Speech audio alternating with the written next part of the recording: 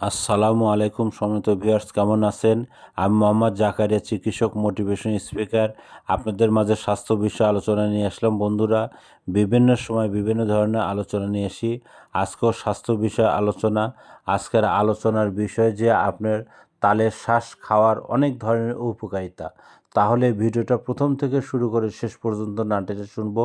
প্রথমে একটি লাইক দেবো, সাবস্ক্রাইব করব, নোটিফিকেশন অন করব, পেজে ফলো দিব। তাহলে স্বাস্থ্য সম্পর্কে নোটিফিকেশন আপনাদের কাছে পৌঁছে যাবে। তাহলে বন্ধুরা, মনোযোগ দিয়ে শুনুন।